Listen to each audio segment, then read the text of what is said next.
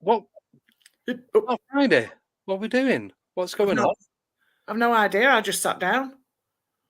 I just come upstairs to have some pizza and it just went all weird. That's all strange. Yeah. Anyway, Oh, well, today, what day is it, Deb? I think it may be Wednesday. I was going to say Friday. And the reason why we're here? I think we're talking to a guest. We are indeed. And he's just popped in because we've been having connection problems, but I think we've got him. Yeah. So he will be with us in 2 minutes. He See will. you guys then. Yes. Ooh. Ooh.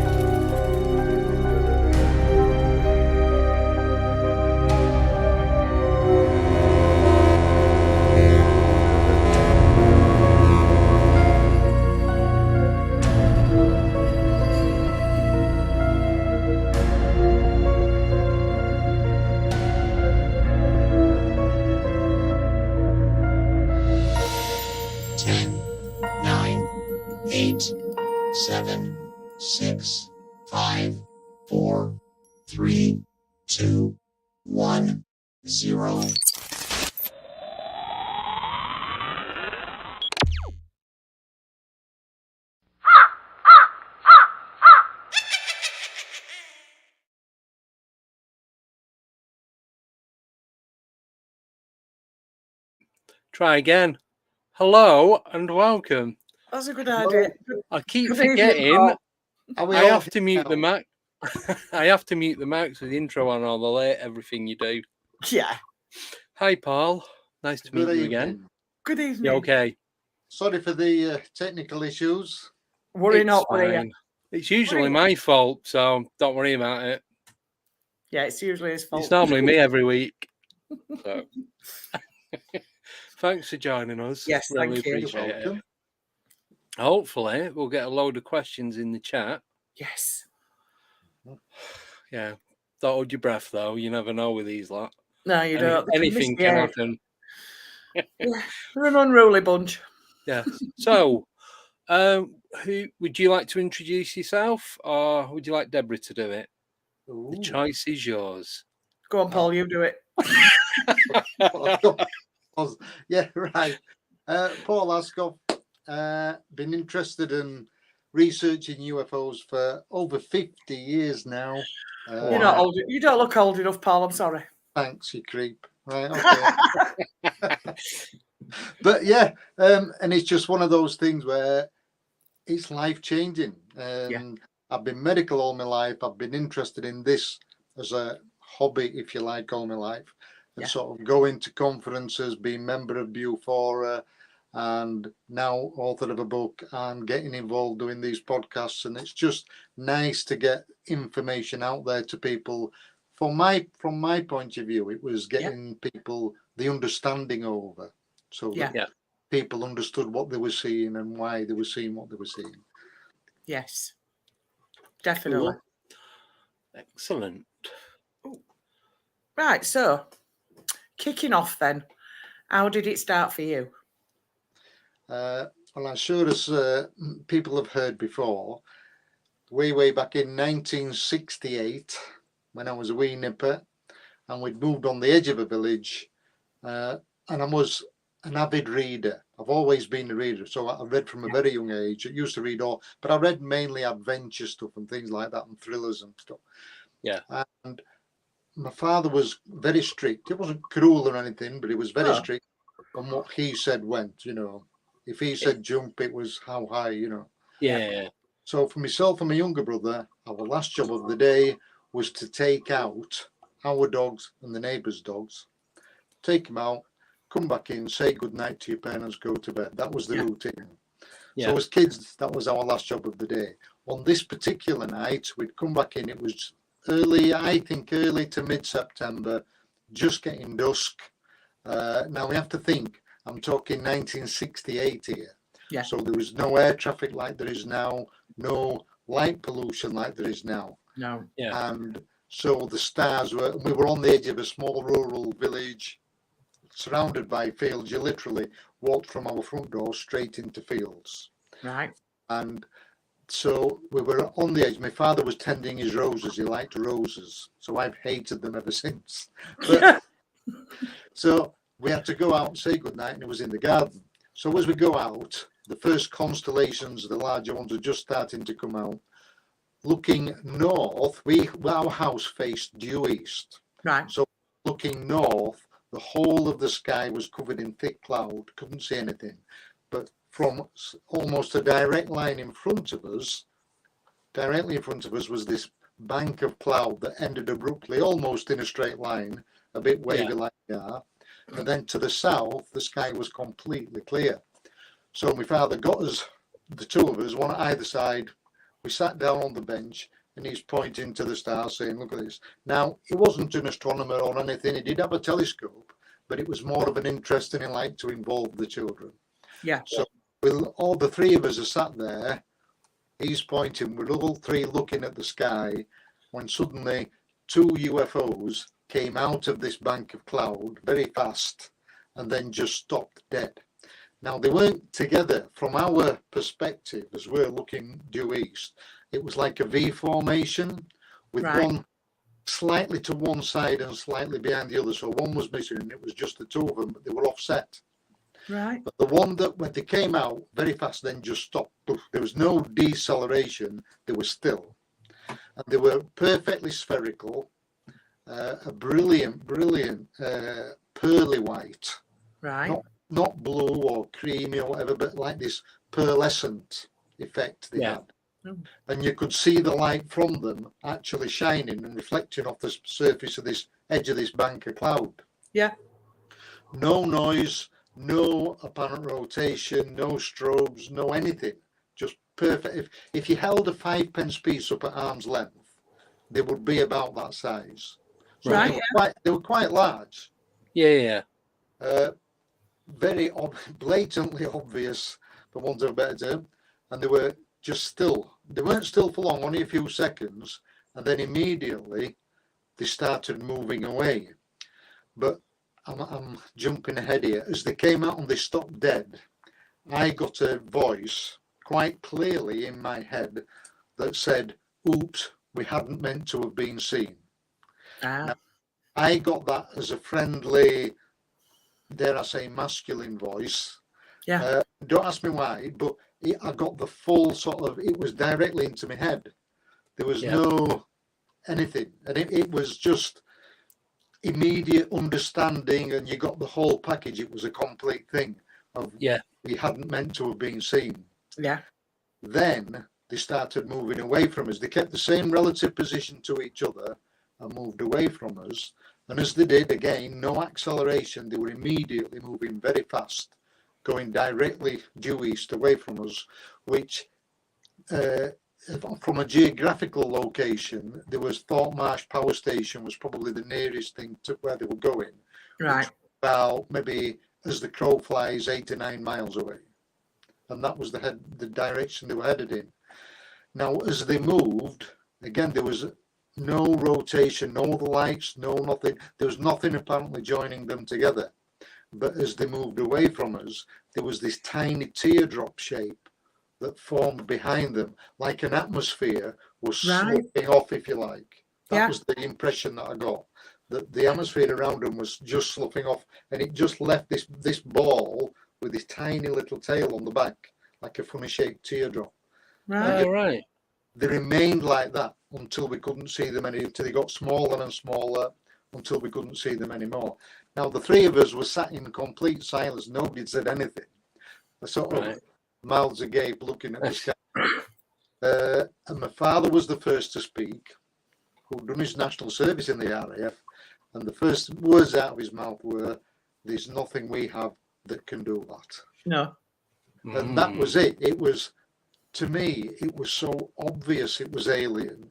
Yeah. It was so obvious that it was like, so from that minute on, I wanted to know the nuts and bolts of how that could work. How did the physics work? It wasn't normal, you know. So for me, it was looking at it from a physics point of view. How come that can do what it did? How come I don't know about it? Why isn't it on the news? Why is it in the newspapers? When it was blatantly obvious and anybody could have seen it, but there was nothing. No. And that's what got me intrigued. It was like, how can there be nothing when there's something that obvious in the sky that, for want of a better term, is so obviously alien to everything we know and are familiar with. And that's what got me hooked. And from then on, I knew we weren't alone, and I knew I wanted to know more. Yeah, exactly, yeah. So I presume you've been looking to the skies ever since then? Yeah. I've got, I haven't actually totted it up, but I reckon about 18 or 20 good sightings that, what can I say, don't fit into the normal categories, that aren't normal, that were odd enough for me to really count them as UFOs. Yeah. Now, of those, I would say the vast majority of them have been with multiple witnesses. So, yeah. Have you had many encounters where it's just been you? Yes. Well, I'm saying yes. In July this year, we went down to Wiltshire and Longleat and Westbury, and it just so happened that as we were coming back up, we'd been in Longleat, we came back up from any listeners down there or of the old guys will know Clay Hill. Well, there's Clay Hill and Cradle Hill around Warminster were two of the local sky watching spots that I've been to previously. And as I was on a coach tour, I'm getting old now, you know, so that's the sort of thing you do. Yeah, did you take your flask with you? Yeah, you can put your brain under the seat, forget about everything. And it's fantastic. Best thing ever. You don't have to think about anything. So anyway, you sit back and relax. Yeah, I'm actually on the back seat of this coach. My wife, as soon as it sets off, that's it, she's away. They're all really comfortable now. They have reclining seats and all this. So she's getting really comfy and falling asleep. So as usual, I'm looking at the sky because a lot of these coaches have dark tinted windows. Yeah. And they stop. So where you would normally be looking at the sky or out of your windscreen of your car and things are a bit bright. Well, in these, because I don't need to look where I'm going, I can just recline my seat and look at the sky properly, and it's really good. Perfect. So we're coming up, we're past Clay Hill, we're coming up past Westbury, and as I did, I saw a flash in the sky. Now, like everything, you try to rationalise it like people do, and it's just an aeroplane turning in the sun. Yeah. Nothing there, just a really bright flash.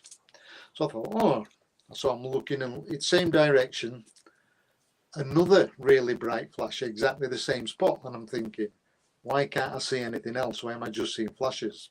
Now, these would have been maybe 30 seconds or a minute apart. Right.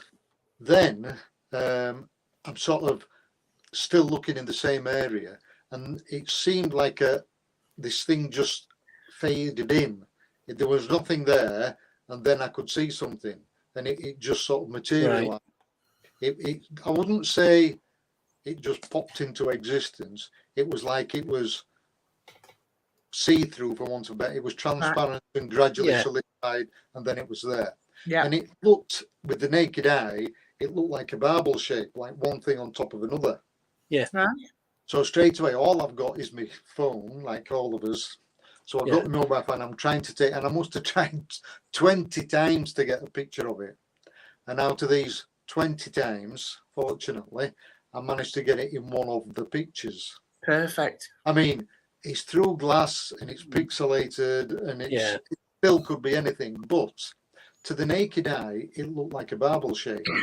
Now, I didn't think that much of it because that disappeared and then there was nothing. No more flashes, no more anything. But at least I've managed to get it on one of the frames that I broke. Yeah. I'm still talking oldie, one of my frames, listen to me. But the thing that got me afterwards was, as I was going to put it onto YouTube, onto Facebook, on a page to say, look what happened, and this was nobody else, as far as I'm aware, saw it down there. However, somebody else down in Westbury saw something very similar the day before. Oh. And so when he put that on one of the groups, which I'm a member of, and it came up and it was like, and people are poo-pooing it and saying, oh yeah, it was just the usual weather balloon or gliders or whatever. And I'm saying, well, actually, no, it wasn't, because I saw something very similar the following day. Yeah. Right. So I put my account on and then put on the photograph of what I'd taken. Now, the other thing that's odd, like all these things are, the photograph is different to what I was seeing. I was seeing about the two flashes and then a barbell shape. Yeah. This on the, I was going to say developed image, but that's the wrong thing to say. Yeah, it's with digital now, isn't it? On what the mobile phone picked up was like a cylinder. It was like a hot water cylinder. Right. So that was one of the pictures that I sent you, Deb. Let me be having a look at that. I have got them somewhere. Well, you do that. Can I just third picture, clear blue sky, and then there's a white cylinder at the bottom. At the bottom. Just clear blue, nothing else in it, and it's about a third of the way up. It's not that one. No. No. Come on, Deb. You're jumping the gun now. No. No. No. I've got this one. No. No. You can't get the stuff. I've uploaded. I did have a problem uploading some of the pictures, actually. Right. No. Because it had already said that I'd uploaded them, and I didn't think I had. Can I just stop? Yeah. There you go. Got it. Right. But you can see there how it's like this vertical cylinder. Yeah, it is, yeah. But what I was seeing was the barbell shape.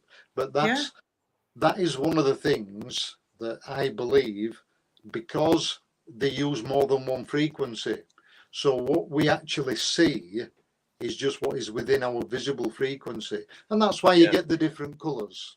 You can get them where they appear white, where they're red, where they're orange, and just the part of the normal visible spectrum that we see, and that's the part of the visible spectrum they're in. But one thing that I believe is, because they can move through the electromagnetic spectrum, we actually only see part of what's there. And I think that is why you've seen the jokes where the ET is saying, click the blurry photo, Yeah. And that's why. It's because we only see part of it. We're not seeing the whole thing. Yeah. Nickname wants to know where the photo was taken, please. It was taken just north of Westbury on the A350, I think it was, heading up towards Cheltenham. Right. Thank you very much.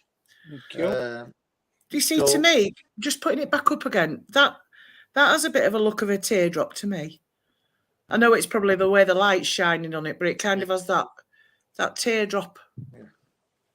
But again, There was no normal wings, no flight surfaces on it, no, I can't say no noise because I was in a coach. Well, yeah.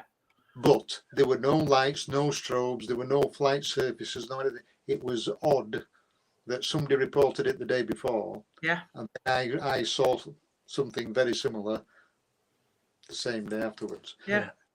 Now, where Ruby's there saying what camera was used, it was just a normal smartphone. Right. A Samsung Galaxy smartphone. Yeah. Same as mine. Yes, and mine. They're the best smartphone cameras to have, by the way. Yeah, they are. You Apple users, get out of there. Yeah. Can I just ask you one more question, Paul? Yeah. So when you've had these UFO encounters, either when you've been with other people and when you've been on your own, have you noticed a difference as to when you are on your own as opposed to when there's a group of you, of what you've seen or how you've seen it? Not really. No. As looking at it, sort of trying to stand back and look at it logically, you either see something that's blatantly obviously what it is, something that could be explainable, or, as I said to one of my colleagues in the video that I sent, if that can be played at some point, you know when it's something odd. It's so odd, it's so bizarre that you know it's something else. Now again, whether that's man-made or I'll say ET for want of a better word. But I would go back to my first sighting in 1968, and to me, it was certainly, in my mind, certainly ET. There was nothing, what can I say, retro-engineered or anything like that about it. It was bizarre. That didn't come up as a video, Paul. It only came up as a picture. But is it on Facebook, that? Yeah.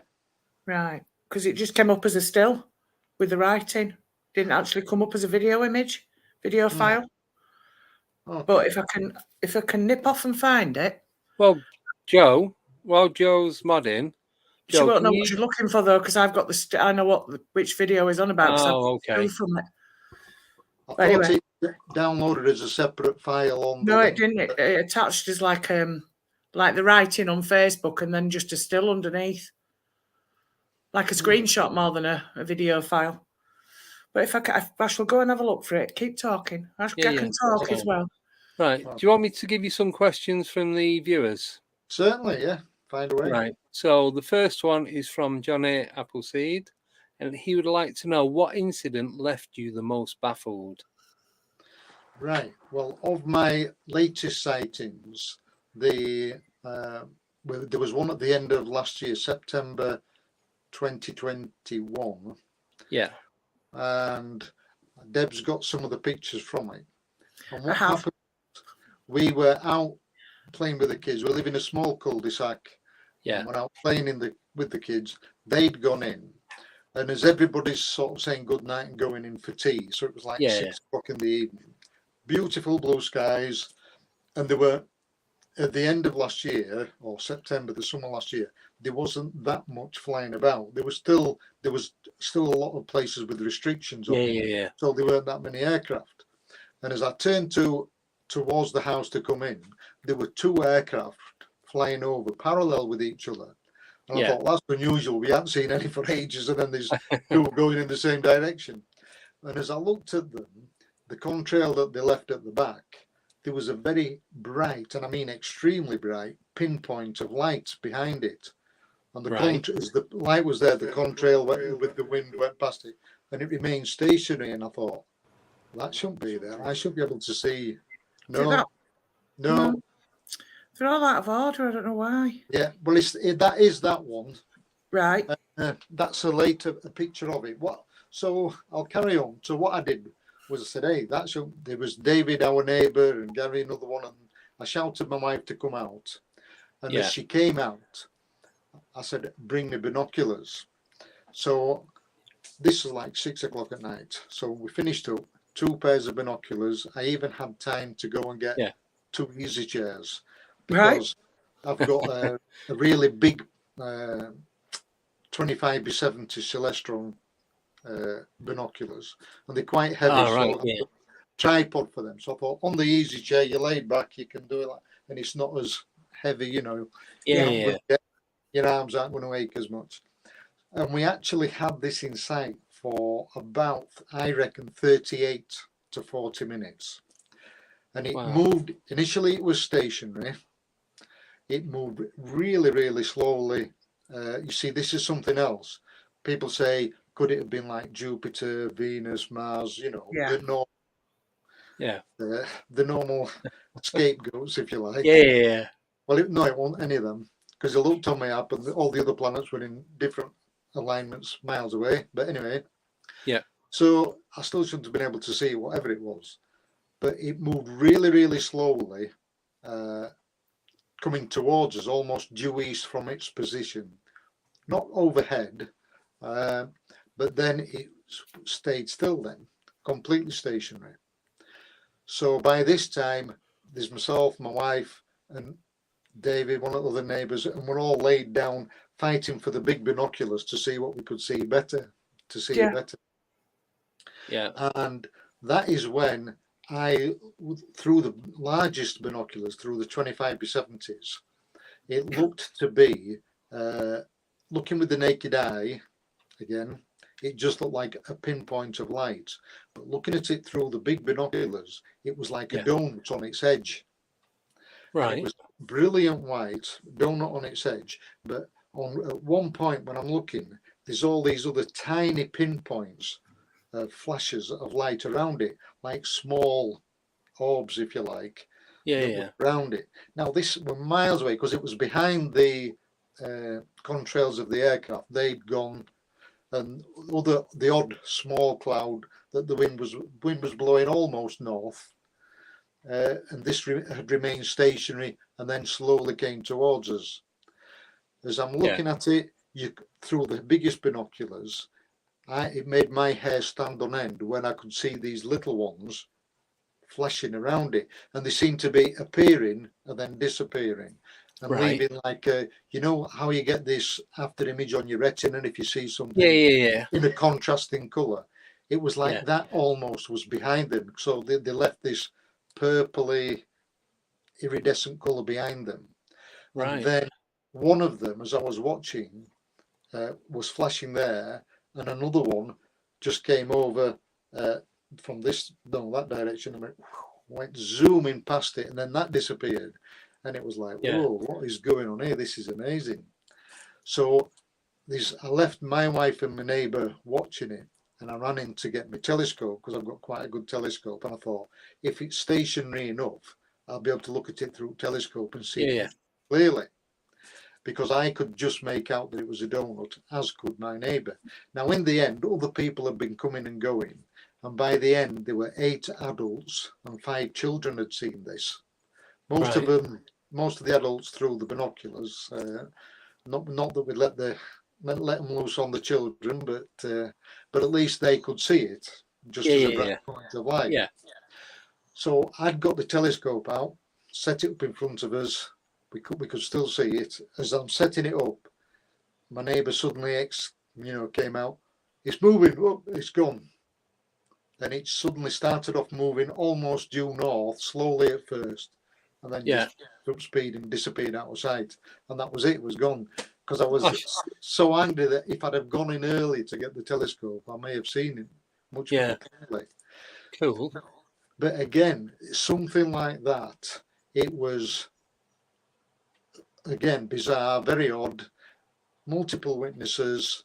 I got half a dozen photographs of it, but it was too small. The camera on the, if I did it normal on my phone without it being zoomed in or anything, it wouldn't even take a picture of it.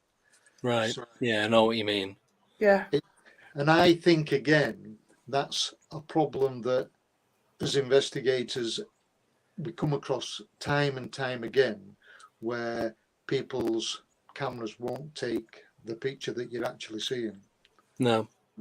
I've had that a few times. And I think it's this frequency thing where what you're seeing is not what's there. Yeah, definitely. Can I just ask you quickly, Paul? Sorry. Yeah. Your microphone's crackling a bit. Have you got an external one plugged in? No.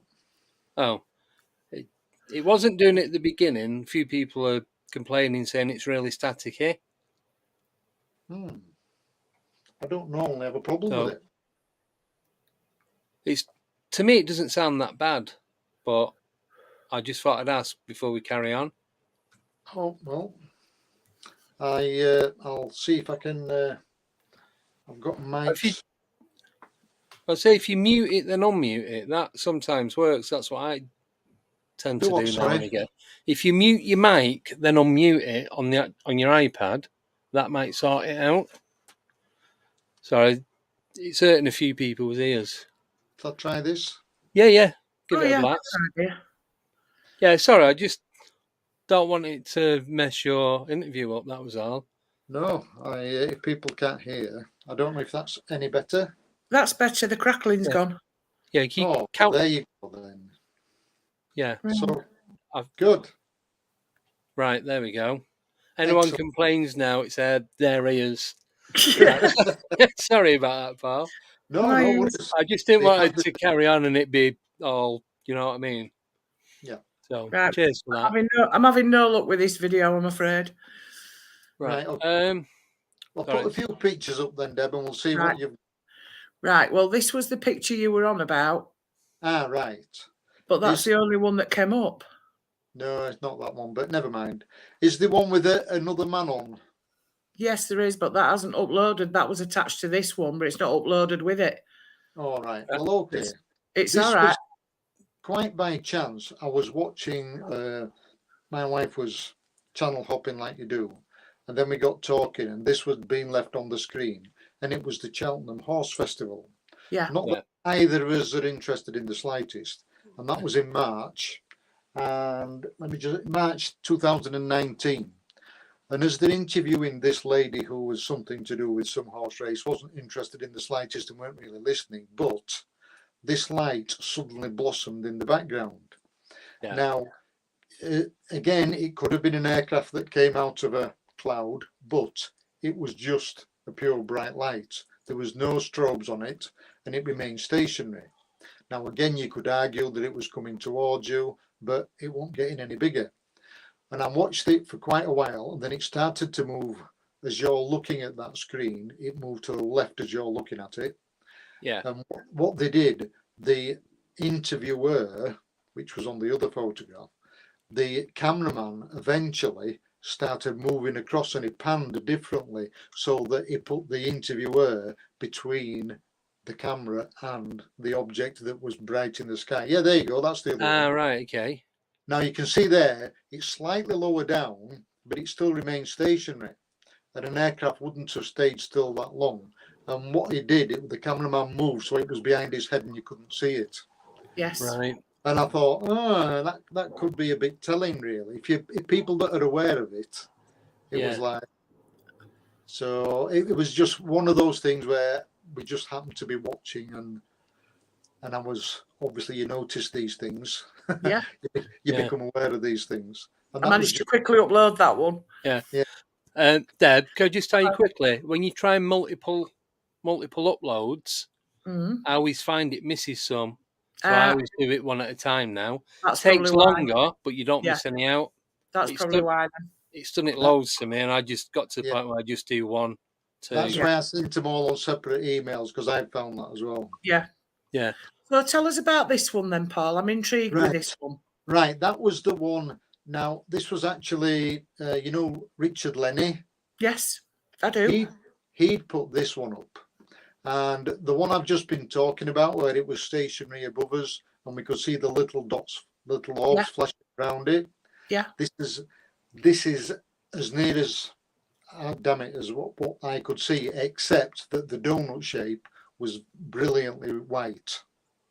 But other than that, that is exactly what I could see through the big binoculars that I have. And so when I found that, I thought, instead of me trying to do an artist's illustration and replicate it, and you're never that good anyway, but this was it exactly. That's amazing. I'll put that on. Now I have turned it 90 degrees because it was horizontal. Right, yeah. In Richard's picture. But for me, that is exactly how it appeared.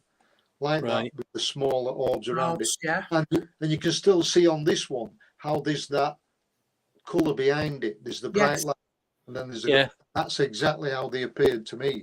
And they were flashing. Very bizarre. Very. As soon as I saw that, it intrigued me. I thought I need to know about that. Yeah.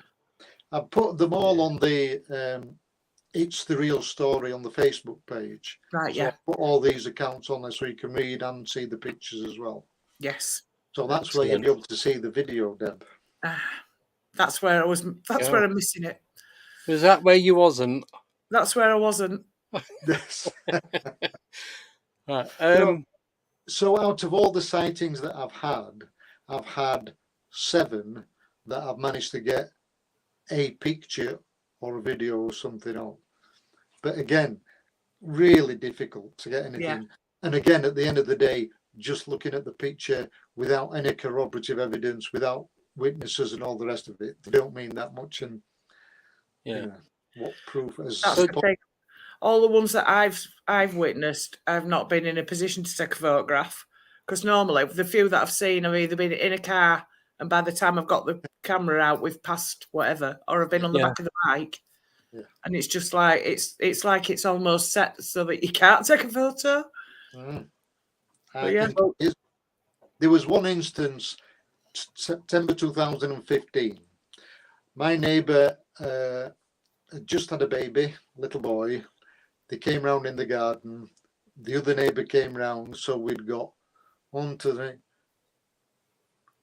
4 women. One of them had just had a baby, so they're all having a cup of tea, cooing over this little baby like women do.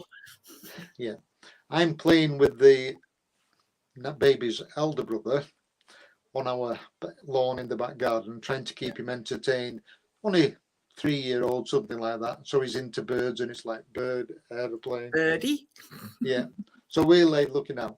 And then as we're doing this, between the houses, only at rooftop level, I'm looking between the houses, and there's this bright flash of light.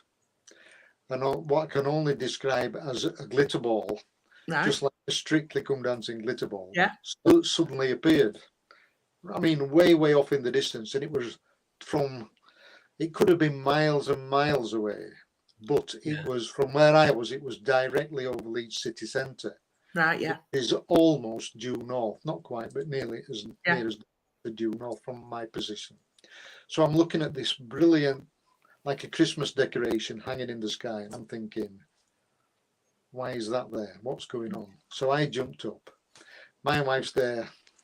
Eve, you know what she's like with the babies? Yeah. My brain sort of screaming out, Eve, get your ass over here now. Yeah, have a look at that. Yeah. And she's going, no, and I'm thinking, oh. So anyway, she gets the message, comes over. Oh, look at this. Then the other neighbour comes over, finished up. There were 4 of us, 4 adults. It moved very, very slowly towards us, remained stationary. It wasn't maybe in sight for 5 minutes at the most. Yeah. Might have been 6 minutes, but I'm splitting hairs. In the distance, due north, to me, it was over Leeds, but it may have been much further away than that, because you can't say how big something is. No. No other points of reference. Came towards us, then it was stationary, then started moving due west. Over your neck of the woods, Deb. Yeah. Moved over that way and away till it faded away in the distance. Now, we had... Was that the day you rang me and I got my phone on silent? Yeah. About 5 missed calls from you. I'm like, what the hell's been going on? So, but the thing is that there were 5 adults, 5 mobile phones, 2 iPads, and a camera, and none of us took any pictures whatsoever. No. Wow. And as I've intimated previously, I believe that ET knows exactly what it's doing. Yeah. And if that thought will not come into your head if they don't want it to come into your head. No. Yeah, they don't like it off. Yeah. So do you think you're being traced, tracked, or they're watching you? I just, with the amount of sightings you've had, Well, I'm so jealous. I really am. yeah. Well, Andy, you come over anytime. I mean, I live on the outskirts. I mean, Deb's the same. Yeah. We Yeah. live in pretty urban areas and this saturated with background light. You Yeah. can only just about make out the major constellations. But I've Yeah. seen loads here, Yeah. and I've had 5 photographs of something from here, Yeah. from this location. The other one that you put on earlier, Deb, that's like a hockey puck shape. See if you can put one up and see. Was it? No, it's- what? No, not that one. No. That's the one where I Oh, was hang on on. about. No, not that one. No, That's the one you were on about. that's What? the one That? I was about that I could see like a donut. And Yeah. that's where although the camera wouldn't focus on it, you can see there that there's something off the bottom of it, like another little Yeah. white bit. But- So it was picking some things up, but not able to focus on it. Yeah. Can I just ask you? So on this one, it looks like there's A slit in the 8 middle. purple dots going round, like Yeah. purple orbs going round the outside of it. Yeah, I can Yeah. see that. They And could have then been. there's like a shadow going from like 11, if you're looking at a clock, 11 to 5. Yeah. Yeah, Now, would that be because of the shape of it, or was that a marking I on the think graph? I think it's the camera trying to focus on it, Andy. Right. Yeah, And yeah. that's just what it's picking up. Because as I looked at it, as the Richard Lenny photograph showed, it looked Yeah. like a vertical donut shape. And Right. there's other little orbs around it. Yeah. That's amazing, is that? I don't know which one we're looking for now. Right. That's a different one, not that one. Yes. No. Now, that was in exactly the same spot. Yeah. And that was another one that was like a hockey puck shape. And again, very difficult. I couldn't get a photograph of it. No. It was only by taking it further away that I could even find it on a blue screen, if you like. Yeah. There was nothing else there. But at least something did come up on the picture. And again, there were 5 of us saw this one. Yeah. And it came exactly the same place, almost slightly east of due north, came directly over us. And in the end, my neighbour and I, we have a small bench in front of our home under the kitchen window. And it was almost directly above us because my neighbour and I were sat on the bench with our heads resting back on the wall underneath the kitchen window, looking directly up at it. Wow. And then it moved off in the same direction as the first, over to the west. That looks metallic to me, does that? Yeah. Yeah, it was. And it was Yeah. like a hockey puck shape. Yeah. But again, looking at that could be anything. But that's as much as you get. Yeah. As That's our amazing. good friend Paul Sinclair says, it's the truth with no proof, because even though I have multiple witnesses, no aircraft on the apps or satellites or anything else, no planets near it, you managed to get one measly photograph that's rubbish. Like Well, that. look at the night. Was it the night before me and Lottie and Eve all met up at the airport for the supermoon? And you'd said you'd counted, you'd thought there were satellites, didn't you? That you were looking at, and you counted what, 50 odd of them? Yeah. All moving about. One night. But that's the same where Lottie was on about seeing flashes. Yeah. Now, this I've come across so many times, and I think so many people do see them, and because it is just a flash. Yeah. That's it. Discount it.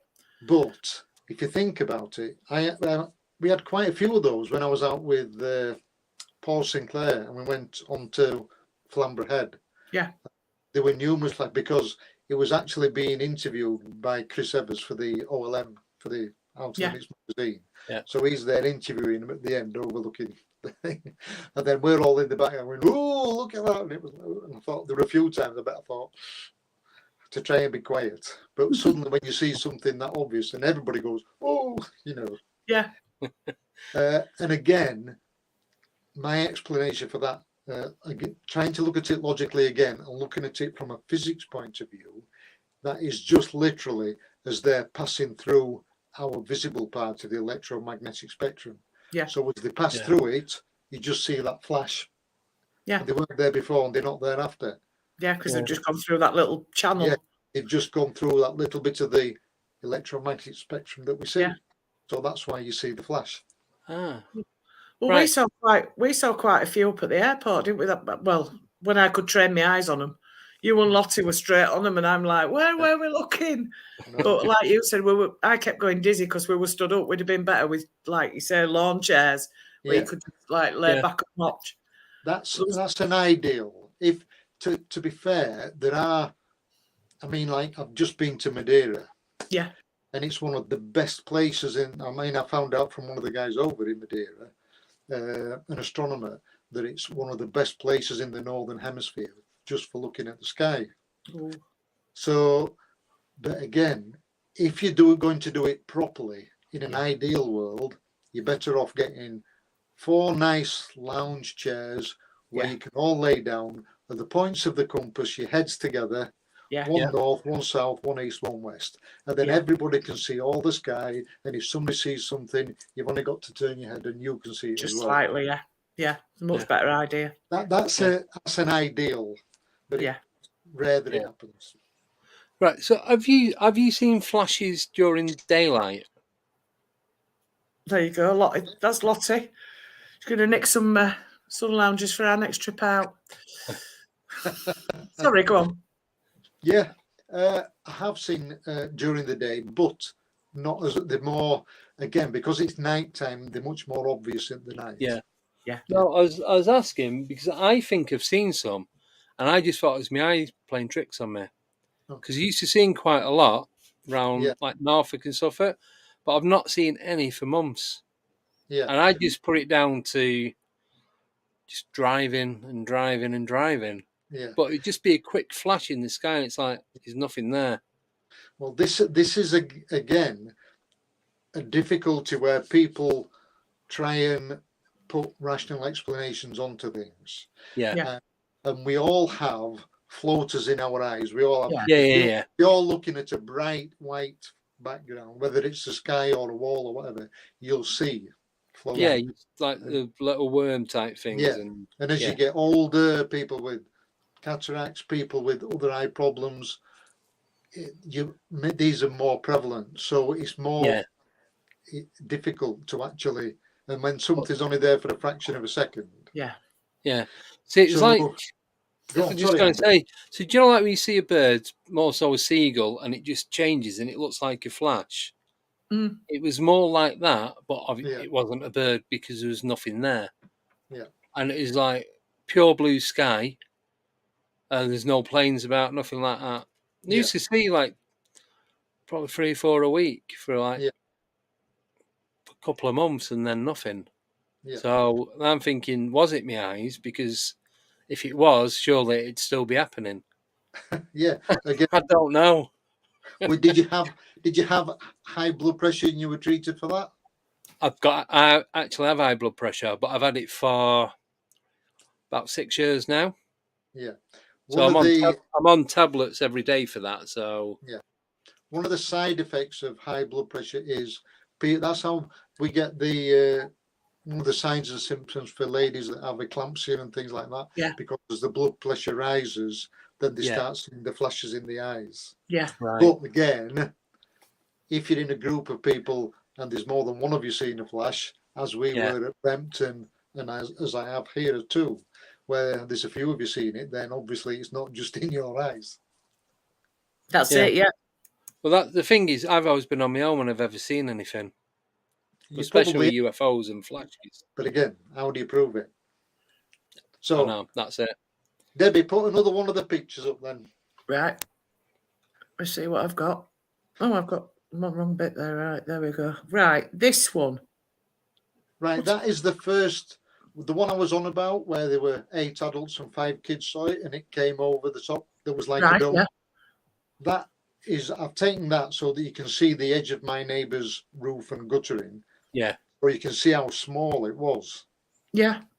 Yeah. And it was clear blue sky, and it was literally just that white dot. That is the same or very similar to the one that I seen. Yeah. And I seen it in the same spot I was stood in the back garden. One morning went out, I could see it. I went out the next morning and just out of curiosity, thought I'd look in that same direction and it was there again. And I started feeling uneasy, like it was watching me. So I went straight back in the house. But it was like, you could clearly see it shouldn't have been there. Yeah. Well, that's exactly the feeling I got when I saw that. Yeah. It was, whoa, that shouldn't be there. Why? Yeah. I started shouting and said, quick, bring some binoculars. Well, yeah, because if that had been at night, you would have just assumed that was a star, wouldn't you? Oh, yeah. Yeah. Which is like the one that if I hadn't have seen that one moving and then it just stopped dead when I was over in Grimsby that time, I would have looked at the sky and thought that was a star. So go on then, Yeah. Deb. Yeah, right. That Yeah. one, my wife and I saw it. We'd been in the back garden and we were just coming in. This was about 5 o'clock at night. Again, Right. a nice sunny summer's day. And it was like a rugby ball on it vertically. There's another photograph of that zoomed in. No, it's not that one. I think I've done that, like Andy said, I've uploaded too many at once. Yeah. Do you know what? You only need to try and upload 3 and it won't do it. Right, I'll leave that on while I go look for Ow. my emails and I'll upload another one. all right. I shall But separate them out. Yeah, but we saw it coming over, and at first I thought it was a helium balloon. Yeah. But then it was moving almost directly into the wind. Right. So Right. helium balloons won't do that. There was nothing around it, no flashing or anything. It was just like a rugby ball on its end. But the top half of it seemed to be shrouded, like it had got a mist around it. Oh, right. Okay. And the other thing was, it was extremely high. It went behind some clouds. Yeah. And I thought that, that's a helium balloon. If it was that far away, it would have to be absolutely enormous for me to see yeah. that. You're looking like, what, hot air balloon size. Yeah. Yeah. But this was just a rugby ball shape. Nothing around it. No. Right. No, anything. Go on, Debs. Have a go. I think I've got it. I've just got to upload it. Okay. Right.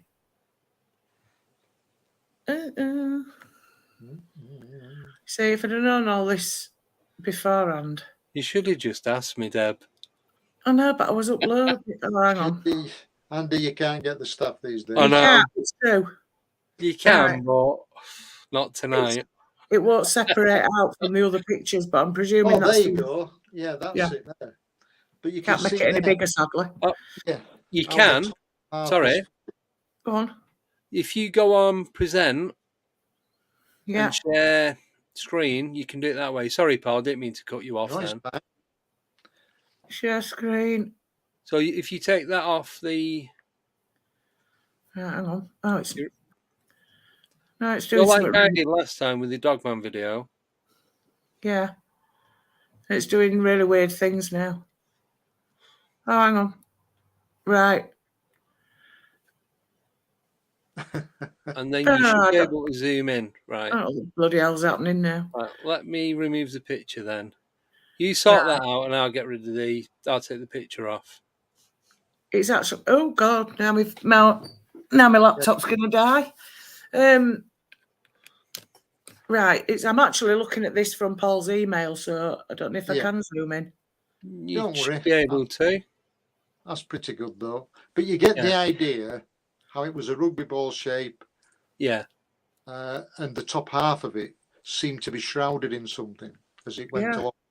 And it moved into the wind very high. So I can only suggest that it was very large, whatever it was. Yeah, Yeah. that's just, So if you click on the photo itself, yeah, it does that. oh, double click. Oh, there you got zoom at the bottom. All right, yeah. Yeah. And then just slide up and down for the two pictures underneath if you want to put them on. Right, that's as it is. Yeah. That's weird. It's That's like, almost got like yellowy green haze round it. It's like clouded, isn't it? Yeah, But when I was looking at it, the bottom half appeared really clear, like a proper metallic. Yeah. and the top half seems shrouded. But that's just, again, it's the old photographic conundrum where Yeah. try and photograph something and it comes out completely different. That was as it was going away, and Right. the one was as it was disappearing above the clouds. You can Oh, just yeah. see the clouds Yeah. there. Wow. Huh. But it was behind the clouds. You know, Yeah. like this must be massive, whatever it was. So it obviously wasn't a helium balloon. No, definitely not. I mean, when you look at that, there's no way that that's a helium balloon. It's like it's emitting its own light as well. Yeah, it is. Yeah, Yeah. self-illuminated. Yeah. So did you manage to get any other pictures uploaded, Deb? There's a lot of writing ones, which obviously. Well, that was for your information, you see. Right. We've seen this one, I think. Yes. Yeah, seen that one. We've seen that one. We've seen that one. Yeah. Yes, we've seen that one. The rest of it's the writing.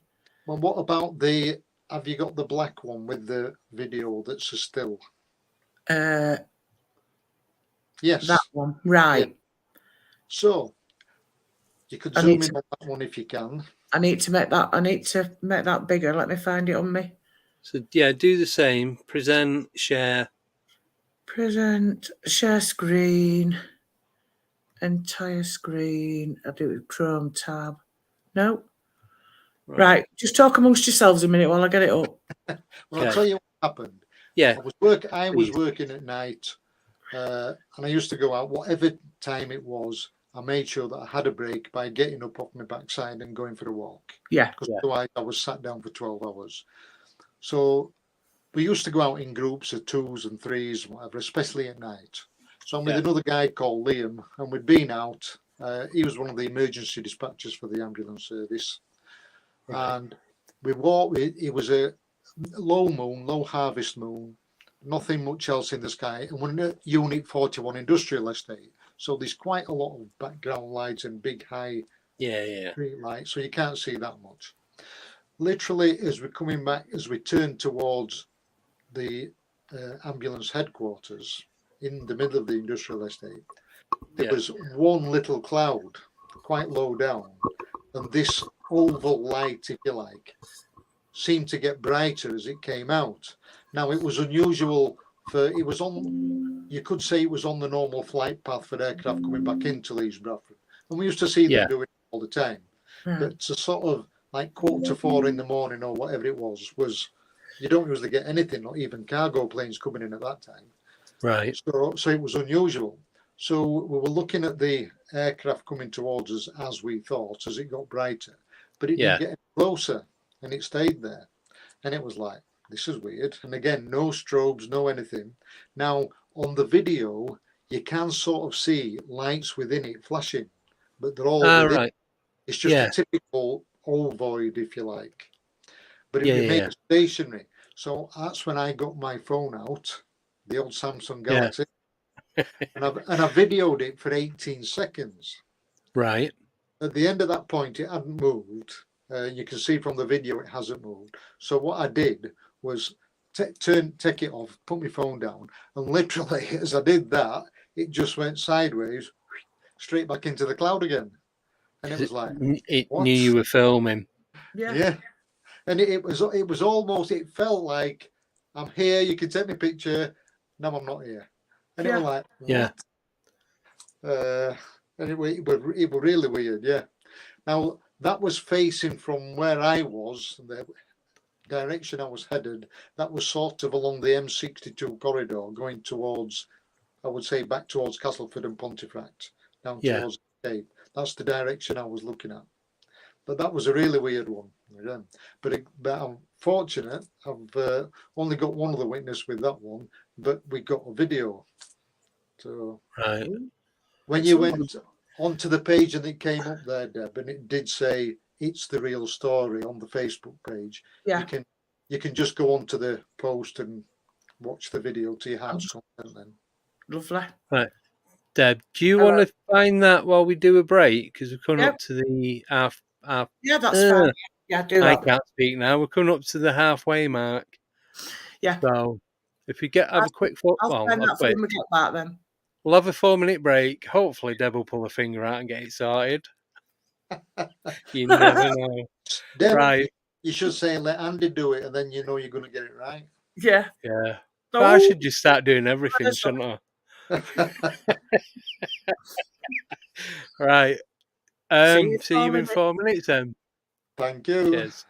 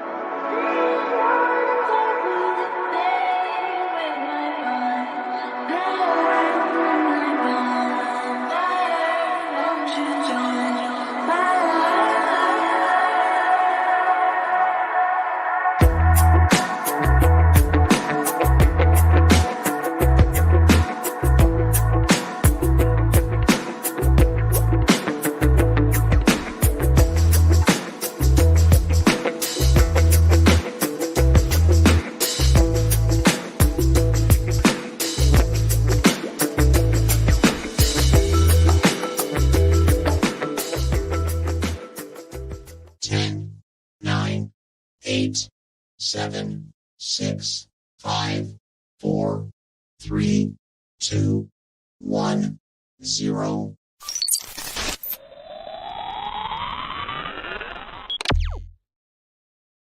And we're back. How was that 4 minutes? It's I'm 4 okay. minutes 9 to be precise. Well, I'm sorry, but Oh. somebody's been swindling me because I didn't get 4 minutes there. Right, let me see if I can do this now.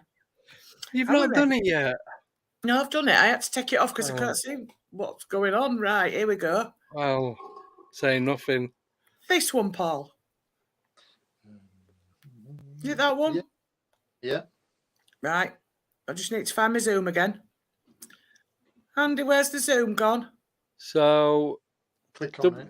click on it, There you go. bottom right, Ah, then scroll or oh, slide, whatever you. look at that. Can you zoom in more than that? You should be able to a little bit. Yeah, that's Any as far more? as it'll go. Right. Yeah. Ooh. So you see, it's obviously not an aircraft, but again, it's just a light in the sky. Yeah, But it was the odd way that it moved, the odd way that it behaved. that's very strange, isn't it it? is very strange. Yeah, the There we video's go. better if you ever get the video to play. Right, Right. right. And you can Task see the video where I'll put it Deborah. in the chat. Well, what I'll. Sorry, I was just going to say what I'll do. If I get the video, I'll upload, if it's all right with you, Paul, I'll upload it onto my YouTube channel. And Oh, Joe's just saying she's put a link tag to it. everything in it. Mhm. Oh, there we go. Yeah. Right, that's fine That then. saves me a job. Yes, there you go. Yeah, I'll put that in the description on YouTube so they can just Right. click on the link and go Yeah. straight to it.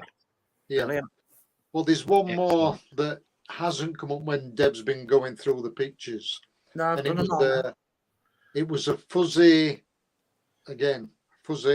Fuzzy. almost purple shape, same as that, like an ovoid. And it had a thing going up off it. So Oh, it was I never like saw somebody was holding a balloon, like that almost. I never But saw that one. Oh, what happened was, it was due east from our house. yeah. And we were actually trying to fall asleep in the back garden. We've got a lovely big, it's a double bed, a swing that goes into a Oh, double bed. nice. Ah, yeah. And it was like, what's that over there? So it's like, oh yeah, go. So we're looking, and it was like this purpley light in the sky. And then it faded out, and another one appeared a bit further along, and it was like, and then that one faded out, and another one did, and then another one came back, and they were like coming and going until at one bit there were three in sight. Yeah. And again, all I had was my mobile phone, and I'm trying to take pictures. And as they're happening, as they're coming and going, they were gradually moving from east, moving round towards the north. Right. And as they got almost north, I managed to get one of them. But again, very difficult. I must have get another occasion when I must have taken 20 pictures, and there was only one of them by not zooming in and just taking a picture of the sky, as it were, and then trying to find it. And that was the only way I could get anything to come up as a picture. Right. So in the end, I've got sort of 6 photographs of something and 1 video. Right. And Cool. nearly all from this location. Yeah. So there are things, and again, to answer the question that Andy said earlier, do you think you attract things? I don't think I do at all. I think I'm just more aware of it. And I think because it's always at the back of your mind, and because you're always aware of it, you are always looking. So you're more likely to see it. And especially more prevalent with kids these days when they're all like this looking at the phones. Yeah. Yep. No, totally agree. I think I'm just in the wrong place at the wrong time. I think that's what it is. That's why you see them. That's why I don't see them. All right. I've not seen UFOs really. Well, what I'd consider could be a UFO in the sky for quite a while now. Other than them flashing lights, but I didn't know about the blood pressure thing, so can't say it was or wasn't. Right. I've found another picture. I'm just going to upload it now, if I can. It's here somewhere. Yeah, the last one that I saw was December last year, and it looked to all intents and purposes like a jumbo jet without wings.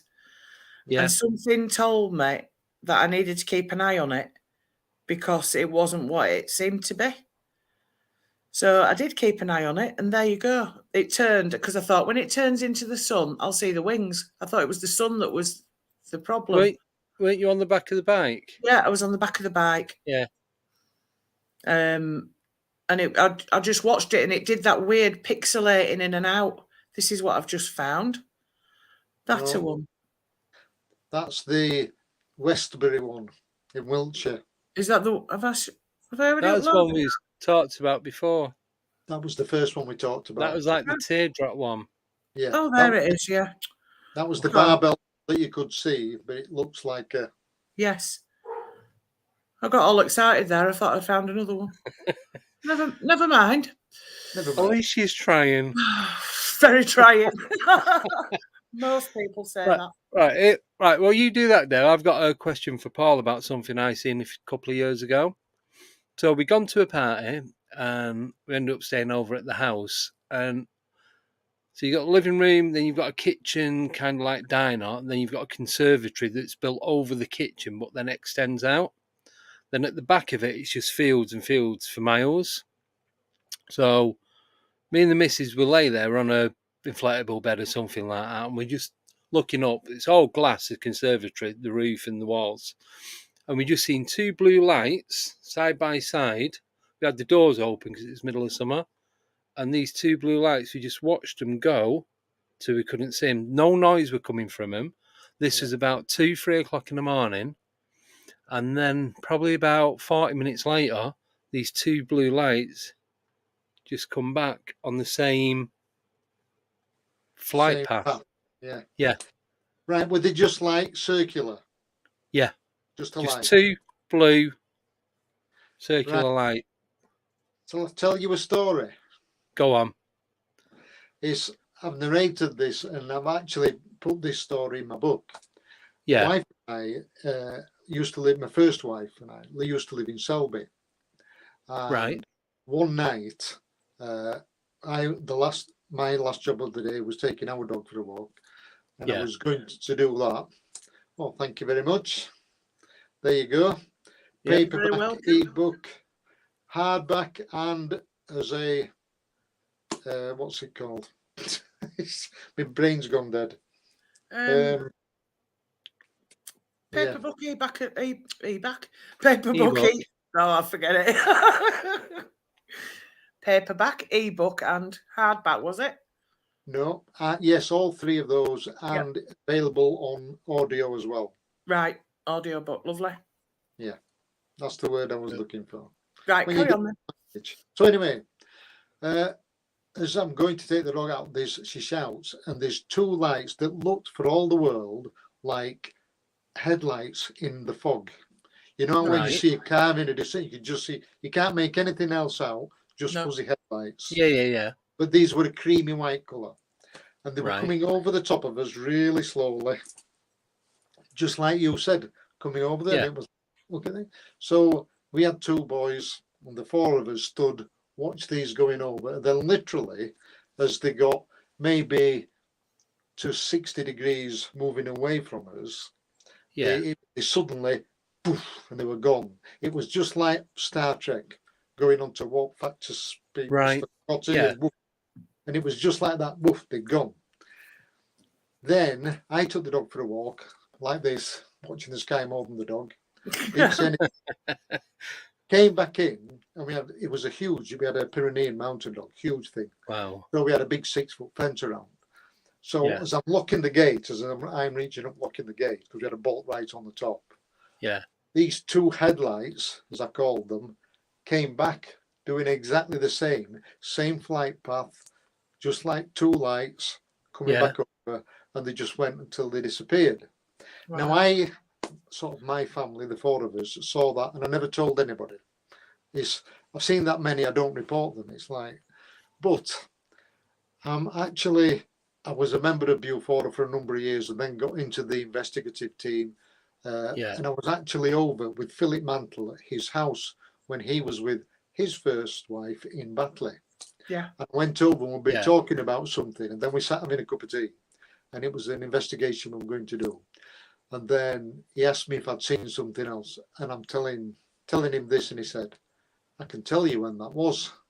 And I was like, Ooh. I haven't told him before. What's it? And he says, it was October 1984 or where it was. And he said, I saw them too. And he said, they were reported to Bufora from the East Coast right over to Leeds. And Philip Mantle then worked at a factory on Owley Park. There's our Philip. Yeah. There's Philip. That's You and my you. publisher in English and my publisher in French. Yes. Hey, I've got a good tan there. You have, yeah. Need to be topping Don't that know up again, Paul. Yeah. I've always got a tan. Anyway, so Philip had just come out of the factory and he was going towards, like coming north out of the industrial site onto the main road, the A650. And he saw the two lights in the sky. And he saw it straight away. He went, they shouldn't be there. What's that? So what he did, he says, quick as I could, he says, I zoomed round on the main road and went up to Tingley onto the top. Yes. And he says he pulled into a bus stop and got out. And he says from his position, they were more to the east of Leeds over Middleton. Yeah. And he says they were just like car headlights in the sky. He says one. And he says, and then they just faded out. He says, I watched them. So he said those two lights were seen quite a lot. And they were reported. Right. And Bufora investigated it and it was unexplained. But it was funny that I'd seen that and then he said that was the only one he's ever seen. Yeah. And now you say that, Andy. Yeah. Well, these just went over and we'd been drinking, but we'd both seen them. So we'd had a few, put it that way. So we just watched him till they gone out of sight. And my thought was there's a small aerodrome about a mile from where I live, but it is only for like light aircraft. You have car shows and all that kind of stuff going on there. You have the Red Arrow pilots training there every Friday afternoon about 4:00. There's about 5 or 6 flying around in formation. Not the jets, but the training planes, whatever it is he used about. I'm not well up on. So, but after like 6:00 on a weekday, you don't get anything, and you have these things going on a weekend. Like I said, this was like 2, maybe 3:00 in the morning. And I just thought, oh, they're going over there. And then when we seen them coming back, I went, they're there again. And we both just like, so we couldn't see them, but no noise. They're very odd. No noise, no strobes. No, they weren't going off their trajectory. They was just like someone was pulling them on string. Yeah, this is the same. That's why you immediately reminded me because this was the same. When I first saw them, it was just two lights just moving like that, and it was. Yeah, side by side. Have you ever seen anything, Paul, that hasn't been kind of like what you would class as you would class it as a UAP, not as in a UFO? Just something strange that shouldn't be in the sky other than lights and discs and... No. UAP ain't my favourite term. It isn't. It's more technically correct. Yeah. But, as I've said many times, if we went into the White Rose Shopping Centre and stopped the first 100 people through the door, what's a UFO? They'll tell you. Yeah. If you ask them what a UAP is, they'd be like, I've no idea what you're talking about. Yeah. And to me, it's an American invention because it was a way that they got funding. Right. When they went for funding, if they'd have said, give me some funding for UFOs. Right, yeah. But they wanted to make it more scientific. So by saying, can we have some funding towards unidentified aerial phenomena and do it that way? And if my brain would work, I'd remember his name, but I can't. But he's just died recently. But he led the push, 22 million. Yes. Yeah. And that's why it was converted from UFO to UAP, so that they could get funding and make it more acceptable. That term fits a few things that I've seen, though, because I once saw what was... The only way I can describe it is the inside of a vacuum flask, the silver tube. And it even went to the top. It went in to the top like a thing, and it was suspended just down the street from me as I was waiting to turn up the crescent. I looked up and it was just hung in the sky. And that's all it was plain like chrome.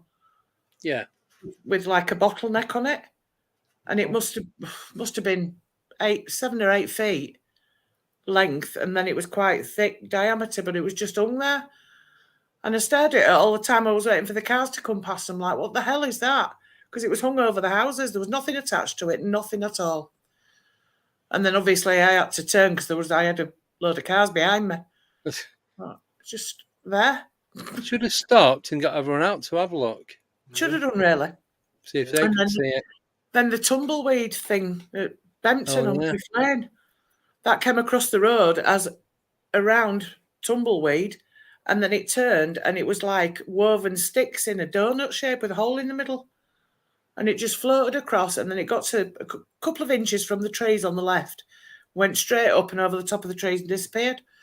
Now, to me, they're not UFOs. So UAPs would fit that. They would fit that description better. Yeah. That's why UAPs are more correct term, really. Yeah. But again, the thing is, then when you start talking UAPs, then could you're touching on other things as well? Could you be touching on other phenomenon? Well, dare I say, ground-based phenomenon? Right. Yeah. Yeah. Where you get into the Paul Sinclair sort of neck of the woods, Skinwalker neck of the woods. Yeah. Where for me, these areas like Skinwalker, like Bempton, there's dozens of them, hundreds of them all over the world, and these are where you could say the veil is exceptionally thin. These are portals. These are areas where you can move from one vibration to another, from one dimension to another, whatever you want to call it. Yeah. And that's where they can leak through, and that's why you get more reports of UFOs. You see, to me, ET can control the whole of the electromagnetic spectrum, plus dark matter and dark energy, which makes up the majority of the energy in the universe. So because they understand that, they use these portals. To them, it's just another shortcut. Yeah. Yeah. It's the way they can move. So for us, earthbound in our dimension, the only thing we see is them flashing through or whatever. But that is why in these areas you get more reports of cryptids and other odd phenomena as well. And I think a lot of that cannot, where ET, I believe, is from a higher vibration, and 99.99% were completely innocent and wouldn't be hurt and all the rest of it. Where Dogman, these cryptids, Skinwalker and these others, I believe are from, or can be from, lower dimensions. And that's why one of the things with Skinwalker, why they get attachments and all these other things. Yeah. And I think it's a really dodgy area. Yeah. Not something I want to call. Not sure I'd want to go wandering around there. No. Give that a miss tonight. Yeah. It's, I mean, do you agree or disagree? I think it's it's a portal that's open that ET can control, use for its own benefit. Yeah. Where we can't, and neither, I believe, can things like cryptids, but they can attach and sort of manifest towards us when the vibration's right, if you want. So like hitchhike, so they can jump on it and jump through while there's something else there. Yeah. That'd make a lot of sense. That is why you get a lot of people with that see UFOs can get poltergeist and other hitchhiker effects afterwards. And it's simply because the UFO just happened to be there at the same time. But because they were in the wrong place at the wrong time, they're suddenly getting everything in one go, if you get what I mean. Well, they say a lot of these Bigfoot sightings is a lot of UFO sightings as well. Yeah, that's true. Yeah. At the same time. Yeah. So it would make a lot of sense. Yeah. The other thing that's the way that they manifest orbs is another thing, and I think orbs can be misinterpreted a number of ways. And initially, it was a sort of a representation of spirit on digital cameras. Yeah. Whether that be a video camera or, and I've seen this. Right. The years and years and years ago, Paul Merton did a series of traveling around the odd side of America, going to these weird and wonderful places that Yes, tourists he did. wouldn't Yeah. normally go. And one of the places he went to was Casadega. Yes. Now, Casadega is a spiritual retreat, and it's literally 20 minutes, half an hour from Daytona Beach.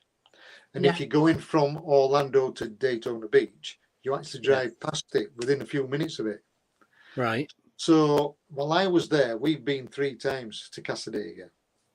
And the first time we just went to visit, and then somebody said, "Oh, have you come to do the orb walk?" And it's like, what's the orb walk? And apparently on a Friday and a Saturday night, they have an ordained minister, spiritualist minister. Yeah. It was a place that was round about, I believe, 1886 or something. And it was a guy who started this. It's only a really tiny hamlet. And he started it as a spiritual retreat for training mediums and people in the spiritualist church, as it were, but in America. Right. And so what he did was he set this place up. And there's a little hotel there, and they've got their own church. And it's more like a campus, really. Right. And anyway, so we go, and the church has got some water damage from a storm, so we couldn't go in the church. So they were using the village hall as their sort of meeting place and to carry out their normal services. So they said, right, if you just wait in there. So we said, yeah, we'll do this orb walk. Thank you very much. Here's your $10, whatever it was. And you just literally walk around the village with these other mediums and this minister. And they show you different pictures. And he said, you take pictures where you like, and this is where this happened and whatever. So we go into the hall and we're waiting, and it's laid out like a normal church. So you've got an aisle down the centre, chairs down either side, and you can just about walk down either edge. Right. So I'm sort of thinking, well, I'll just be polite and I'll walk down one edge. And literally as I'm walking, there was a group of us, and there was my wife and 2 friends in the centre aisle at the end. I'm only like 10 yards away from them. And as I'm walking down, there's a picture on the wall of like Van Gogh's sunflowers. And as I got near this picture, I'm stood there, and as I turned to talk to him, I felt something next to me, and my hair stood up on my neck and my arm. Oh. Now, Eve was stood there with a camera in her hand, and I just said, "Eve, take me picture." Yeah. And we'd got the digital camera, and she took me picture, and there's all these orbs around me on the picture. Right. Ooh. So I said, right, swap places. You stand there and I'll stand where you were. I said, can you feel anything? And she went, no. So I said, well, just stand there, I'll take your picture. So I took her picture. No orbs on it. She couldn't feel anything. No orbs on it. Wow. And it Yeah, was but she's frightened to death of stuff like that, though, isn't she? Yes. But I have to say, for me, it was wonderful that I was there and I actually felt something. Yeah. And she was literally just stood there with the camera in her hand, and it was like, quick click, with the take the picture. Yeah. And then there were all these orbs on the picture. Yeah. And yet doing it the opposite way around, there was nothing there. So it wasn't like people say, oh, it's dust or it's reflections or whatever. Yeah. It would have been there, whatever, wouldn't it, in that case? I tried to get us in exactly the same place, and there was nothing there. Yeah. So, fascinating. Yeah. So would you say, going off the UFO stuff, would you actually say have you ever witnessed a ghost? Because I know you've worked in the medical thing. There's always got to be something lurking about. Yeah, there is. But I have to say, the one I saw the most clear, I was working down the mine at Frickley Colliery, and I was helping a team out because I was quite young, fit and strong, like we all are when we're 20 years old. And I was on the road laying team, laying railway track, basically underground. So it was heavy work. And what we used to do was we used to come out and onto the intake side. For people that don't know, the air is pulled around a mine. So you've got one side where it's fresh air, where it's being pulled in, and then it goes round the face where they're actually taking the coal out, and then comes back up the return, and the fans pull it out. So where it's come from the face, that's where it's hot air, and then where it's coming in, where the coal's going out, that's cool, fresh air. So when all the whole mine's just that everybody stopped. When it was your lunchtime, the whole thing stopped. Everything was turned off, and everybody sat down at the same time, had your lunch, power back on, everybody goes back to work. So power goes off, we stopped, we walked through to the intake side where it was cool, fresh air. And what they used to do was put these old guys, I'm saying old, they might not have been that old, but often they were more elderly, more disabled, and they put them on the belts to supervise the coal coming out of the mine. So these belt men, button men, they used to call them. And now with this old guy called Roger, bless him, he'll no longer be with us, and I used to just go through and sit with him, have a sandwich with him, give him a bit of company, and then I'd go back into the heat and back to work. Yeah. So we sat there, and down a mine, for people that don't know, it's just solid rock, solid core, apart from where they actually take the things out. So we're looking down, and the roadway went down a big drift. And then walking up towards us, as we sat there in the dark, we noticed this old miner, quite plump, small, the old helmet on. They used to wear like compressed cardboard helmets. Yes. Now, even when I was there, some of the older end, like deputies in the pit bottom, still had these old helmets, almost like a badge of honour, you know. Yeah. I still got me Been there this long. Yeah. Where the rest of us just had white plastic helmets and orange overalls, you know, and they'd be having these old things. Anyway, this guy came up, looked perfectly normal, walking up towards us, and then where one belt loads over onto another one, there's a gap that you can go through. So right next to it was an old heading. It was maybe only 25 foot long, say, something like that. But it's a handy place for them to put the electrical transformers, because they're massive things, weigh about 5.5 tons.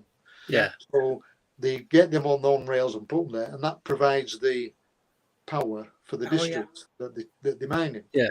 So this guy came up, walked towards us, didn't look at us, but he walked towards us, ducked under the belt, and went into the heading. So we thought he'll be just checking for, because they get the old lamps out and they're checking for gases and make sure there's nothing leaking. There's nowhere to go. It's just all sealed up and all collapsed years ago. So after a couple of minutes, he still hadn't come out. So me and Roger's looking at each other. I hope he's not have some sort of having a number two, or he's not had some sort of medical emergency. Yeah. So we kept looking at each other and thought, we better go and check. So we got up and went under, and there were nobody there. Ooh. And it was like, to be fair, normally if you see something like that, and that's another theory I've got, but you'd feel something. You'd feel, whoa, you know. And yes, there was that side to it. However, because we'd both seen them together and then there was just nothing there, it was like I wasn't scared or anything. There was nothing like that. But it was like unequivocal. How can two of us to see the same thing? Yeah. And then there'd be nothing there. And he was quite clearly what you would call fully manifested, like a proper person would be. Yeah, solid, yeah. Yeah. But again, because it was down a mine, there's absolutely nowhere to go. You can't play tricks on, but it won't, especially an old guy like that, you won't climb under the belt to try and sneak out the way so he can see. Yeah. So that was like, whoa. Yeah. Mm-hmm. Exciting. Yeah. Right. Do I do some more questions? Yeah, I was going to say, we've got about 10 questions. Yes. Go on. Yeah. Do you want me to start? Yeah. You start, I'll follow. Okay. Right. First one then is from Umbra Man. What does Paul think the craft are made of? Obviously, going back to UFOs. Good question. I suppose depending how much you read, how much you investigate, how much you take in from different stories around the world. There are people that say they're different alloys, metals. Other people say they're crystalline in nature. But I do believe that it could be because different ET, different species, different alien, if you like, for want of a better term. And they will all have their own. I mean, some of these could be a million years in front of us. Yeah. So, Yeah. you know, you can't, from a scientific point of view, I haven't the faintest idea what they're made of, except to say they're far more advanced. So it could be a crystalline technology that they use within metals that we don't even know about yet. Yeah. Yeah. I've heard a lot of descriptions about them looking like organic matter, like they're not anything, they look kind of organic. Or Yeah. stone. Some of them have looked like stone as well, which is all a bit weird. Yeah. Can I just add? Sorry. With the organic ones, it has, I don't know who, but I've read it and seen it, that they shapeshift. So one moment they're the craft, and then they change into whatever being it is they are. Yeah. And that's how they travel. They just like the orb of energy, where they can, morph from one thing to another, and then that's how they travel about. Because when we were speaking, was it Vanessa Cole, when she had them photographs, she was saying that these like smoky type entities, they were the craft as well as the being at the same time. Yeah. Yeah. Well, if you think about it, because one of the things that that I've mentioned previously on others was Dolores Cannon, Bud Hopkins, Kath Marden, all these when they interviewing abductees, they say everything's done by thought. Yes. Yeah. And one of the things again that from our point of view, looking at we'll take Rendlesham Forest as an example.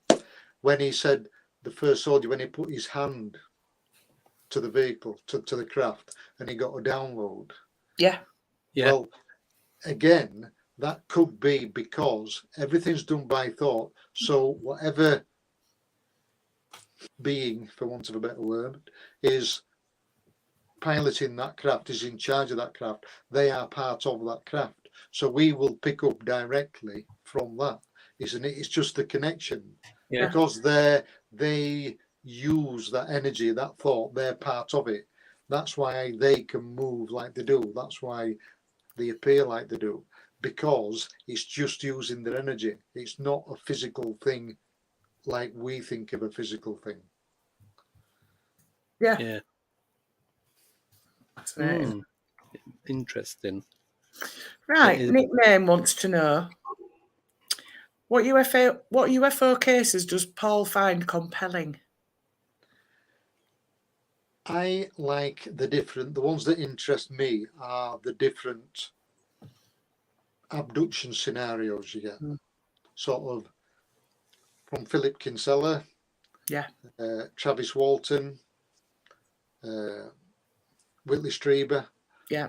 They're all similar, but they're all different. Yeah. And it's, again, for me, that shows that there are different races out there that have got different agendas, and we just only scratching the surface of what's really going on and everything that's going on around us. And I don't think that they're ignorant of everybody else. I think ET will know what's going on with the other ET groups. Yeah. I think they're part of they just provided it's not hurting them or bothering their agenda, they don't bother with it. You know, it's like they just let them get on with their bit. Yeah. Yeah, I agree with that. Yeah. But it is interesting to see, even going back historically, some of the old ones that we get, and how people have been treated differently. And you even going back even further, not so much now, but the Venetians, if you like, were, from want of a better, not the Elizabeth Claras and the George Adamskis going back into the 50s, you know. Yeah. Yeah. Now that's sort of gone into the faded back, and now it's more greys, maybe more automatons, if you like. Yeah. Yeah. Now, whether that's because of the way we're developing, Yeah. and where we're technologically advancing. Because at the end of the day, they can manipulate. If you think about it, everything is energy. So every thought that you're having is energy. So if you're a master of energy, they can tell what you're thinking. They can tell if you're tuning in. They can let you remember or not remember. Yeah. They can replace memories with familiar, comfortable things instead of uncomfortable things. Exactly, yeah. It's quite sinister, really, isn't it? I think it is, anyway. Yeah, it's creepy. The fact that they can do stuff like that. But it's only because we don't understand it, Andy. Yeah, it is. Yeah. Yeah. I suppose. When you're able to control it, you're the master of it, and you fully understand it. Yeah. Yeah. I suppose it's different then, isn't it? Yeah. One of the things that got me with people that often investigate in the paranormal, cryptids, as well as into ufology, where people said they've been absolutely terrified. Yeah. And I think that's because our frequency, our vibration, our aura, your soul knows when it's somewhere that it shouldn't be. Yeah. And that's what makes you frightened. And I can remember asking Philip Kinsella this, and I said, because he was on about having the conversation with Noddy and how he wanted to thump him. Yeah. And I said, yeah. and I said, were you fully lucid then? Were you aware of what's happening? Were you still? And he said, Paul, I was still terrified.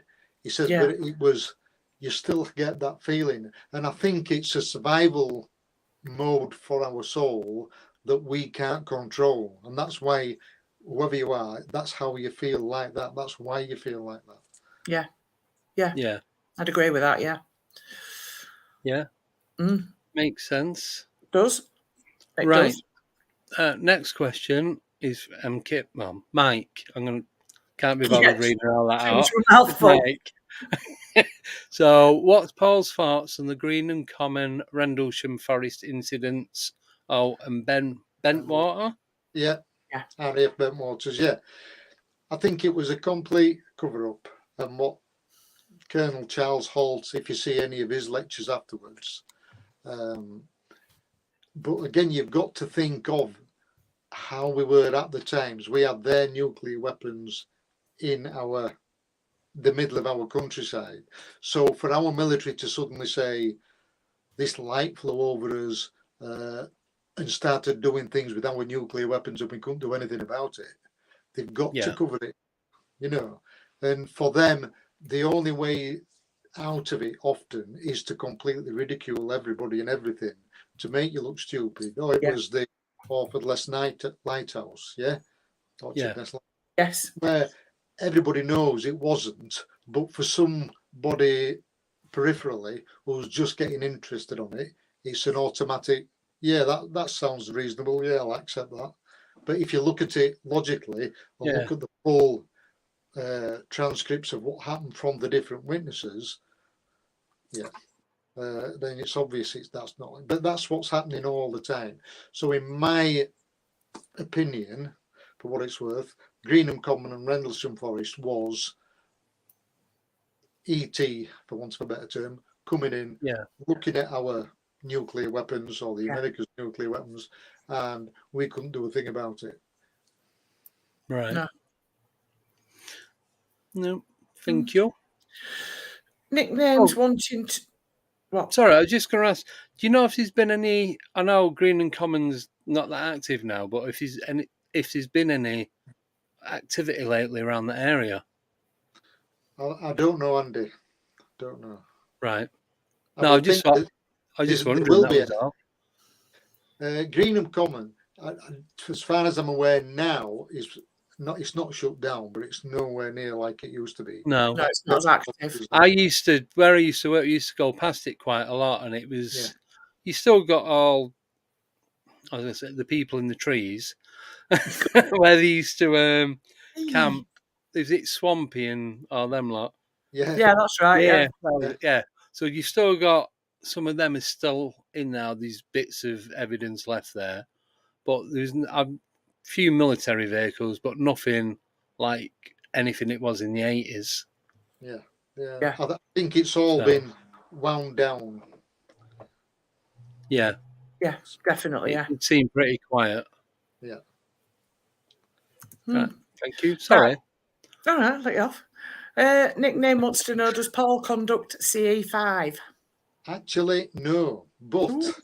having said that, I have thought about doing it. We'll have to But I do never that have. when we go up where you were on about. We'll have to have a trip up and Yeah, have a go at that. yeah. I Definitely. think it's because, again, CE5, I believe, does work because it's a way of the thing with us is we need to develop spiritually. That is Yes. our problem. Yeah.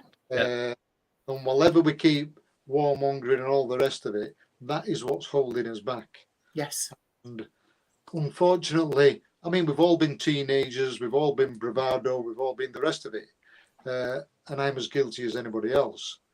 But you've got to mature and get over that and lift yourself out of the quagmire and raise yourself up. Yes. Just, I'd agree with that. Would you like a little quick story? Well, Yes. Yes, please. I was being a bravado once when I was a teenager, and we'd been on holiday to Holland with the school. Yeah. And it was in one of these old dormitories, you know what student accommodations like, very, very basic. Yeah. I think we were 14, 15-year-old, and it was on about 4 or 5 floors, and there was a central staircase, 2 bedrooms that had 6 or 8 beds in, and then there was a toilet on the end of each corridor, and that was it. So we were on the top floor. I think because we were the eldest, we got the top floor. And there were 6 or 8 girls in one, 6 or 8 boys in the other, teacher in the little bunk, and then the toilet and the staircase. So this last night we were in Valkenburg, near the border. Right. And this last night we were there, the girls kept coming in. I mean, the teachers were really good. Nobody did anything untoward. It was like very strict. Anyway, the last night, the girls coming in, there's some noises in our room, there's some noises. So all lads are going, oh, you know, like young lads do. No, go. Yeah. So me, with the usual teenage bravado, I'll go and sort this out. So I goes in, and I'm stood there by the door, because we weren't allowed in the room. So I'm actually stood by the door. So to my left, behind me is the staircase. To my left is the toilet. And it had one of those windows that was like vertical like that with a thing on it that you propped it up. Oh, dear. So the toilet door was open, but there was nobody there. And then their dorm was in front of me. And there was maybe 3 or 4 windows down one side and 2 at the end. It was quite open, quite nice, but we're a long way up. And they said, there's all this knocking on the walls. So I'm thinking it'll be rats or mice or something logical like you do. So I'm there full of bravado saying, anyway, literally, as they're saying there's somebody knocking on the wall, and I'm going, like full of bluster, like teenage boys do. There was this knocking on the wall. And it was, for all the world, I swear to God, it was just like somebody was stood outside the room, even though we were 6 foot up, knocking hard with the knuckles on the outside of the wall. And straight away, I'm thinking, whoa, just a minute, this ain't normal. I'm thinking this definitely ain't nice. So all girls look at me and go, that's it. Right? And they're all on the bed like petrified. And I'm thinking, this is definitely odd.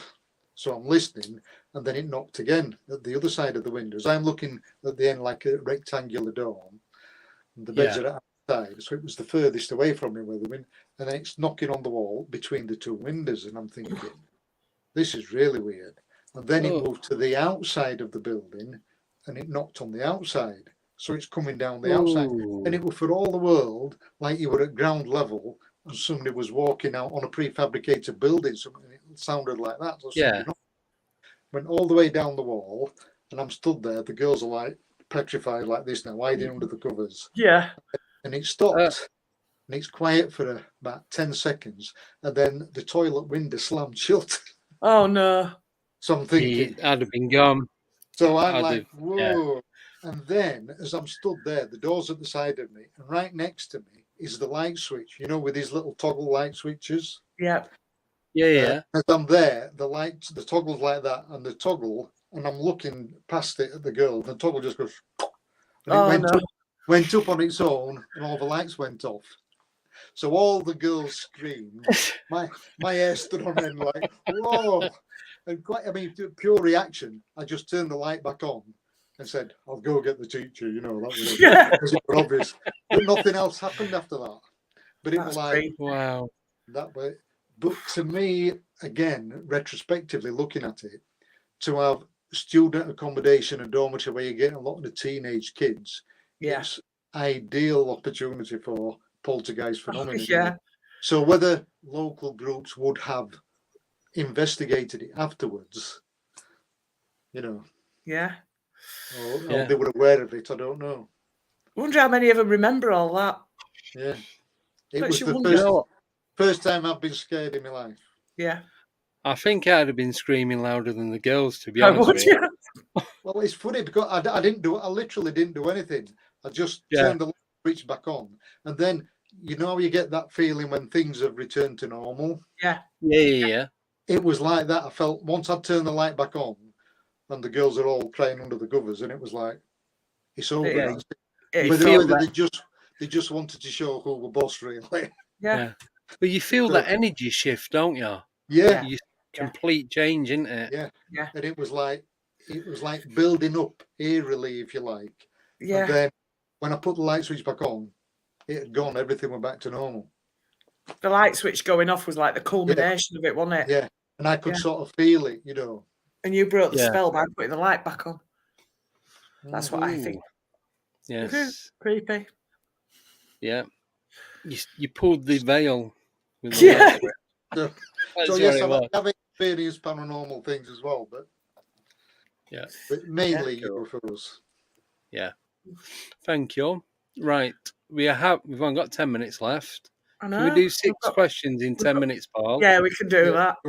Yeah. Quick fire round. Right. Fingers on the buzzers. Right. So this one is from Ancient Ruby. Has Paul ever had a cluster of them, meaning UFOs? Right. The only time I've had like multiple UFOs, I've had the odd twos, like my first sighting and the ones that I saw when I went in Selby that had been reported to Bufora, as you saw, Andy. Yeah. But it could have been one, but you just couldn't see. That was just how it appeared. Yeah. And the only time I can say I've seen anything in clusters was unfortunately the photograph hasn't unloaded, but when I saw those that were appearing. Yeah.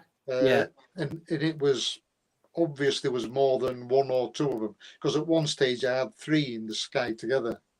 Yeah. Right. And then 2 of them went off and appeared somewhere else, and it was very weird. But the thing is, I always wish, yes, I managed to get a picture, but I just wish you could get a video as you see them. Yeah. Yeah. As they appear to you, you know. Yeah. Yeah. It's the same as trying to take a picture of the moon, isn't it? Looks beautiful to you, but you try and get it on a camera and it looks nothing like I can do that on my Samsung. Yeah. You have to change your settings. You've got to put it on 916 and don't have it on the full. You don't have it on the highest setting. You lower it, then you get a little viewfinder, get it in there, and it holds it for about 2 seconds. Yes. And you just got to press the next time I see quick you to get a give me decent some lessons. You want Paul? Yeah. I said next time I see him, he can give me some lessons. Right. Andy will pass it on to me and I'll pass it on to you. I'm a bit of a technophobe. Good luck. I was just messing about with my phone one day. I'm like, what's this? And just took a photo of the moon. It's like one of the best photos ever. That bloke up at the airport said, "You've got one of the best phone cameras for taking pictures at the moon." I'm like, "Well, bloody show me how to do it then." He was too busy looking through his telescope. But when you have it on the full, like the best setting, it's just a little white dot in the sky. It could be, it's like a torch. Could be anything. Yeah. So, yeah. You've got to mess about with the settings. Yeah, you are. Ancient Ruby, has Paul looked at 4 a.m. sightings? He should see many, for they are highly active. Yeah. Now, I can go along with this, because when I used to work nights, I used to when I saw that video, that was about that time. And I think, again, going back to an explanation in a book that I gave, is our normal diurnal rhythms of everything, but of energy that we're giving out. Yeah. Factories, everybody, everything winds down. And the quietest time is sort of between 3 o'clock and 5 o'clock. Yeah. So most people are asleep, most factories are shut down, people are quieter naturally anyway, and there's a minimal amount of things going on. Yeah. And I think that's why we're more aware. And if you think about it from ET's point of view, there's less interference. There's less background energy going on. Yeah.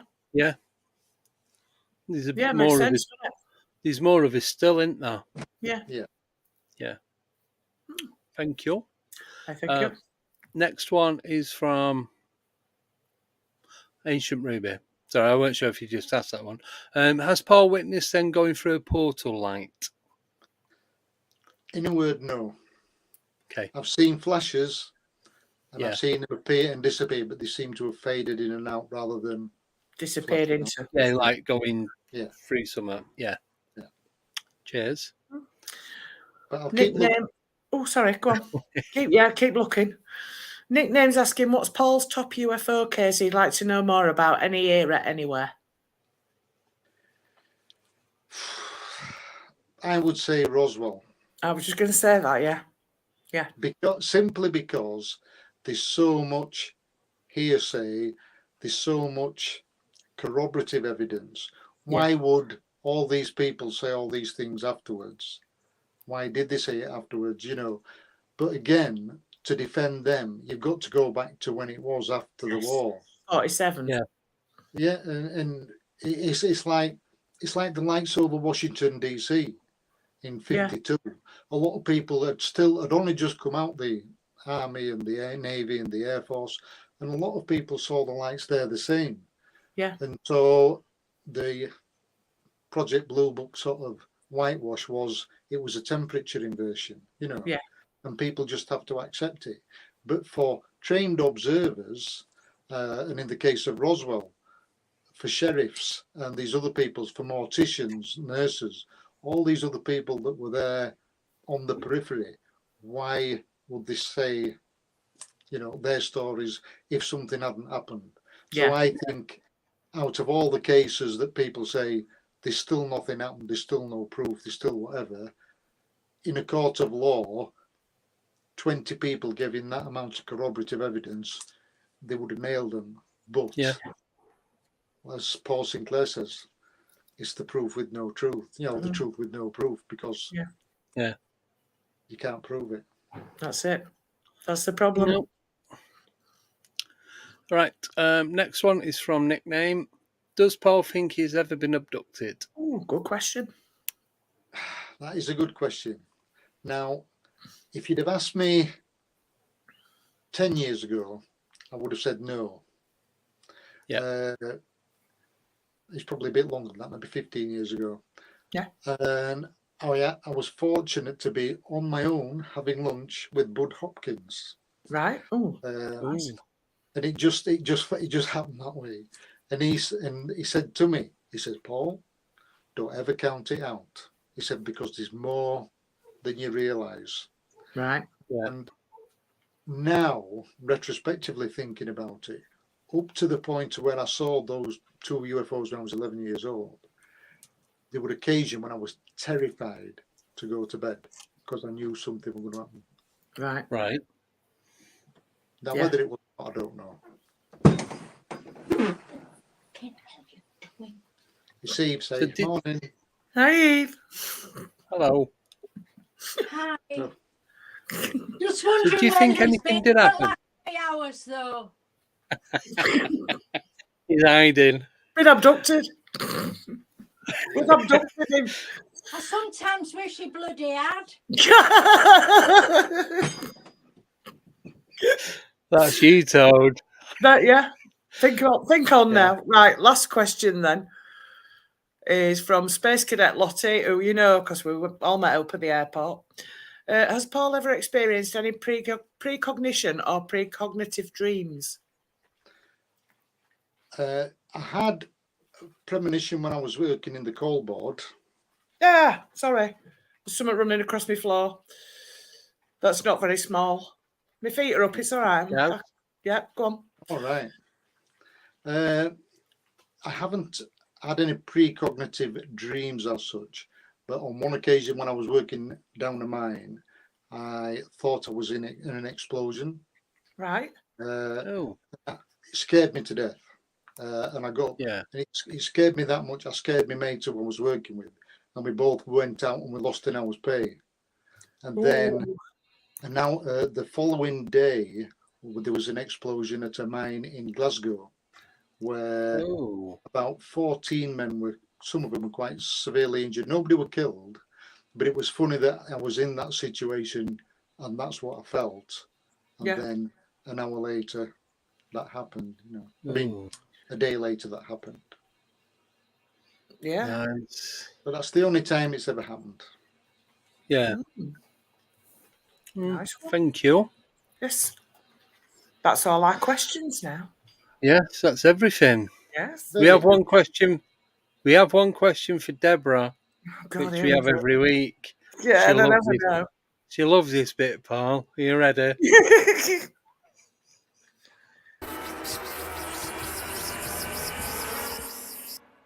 I have no idea. I still have no idea. It's in 2 days. You must know who's on. Yeah, I do know who's on. It's Go on. What the fuck do you think? Dan Baldwin.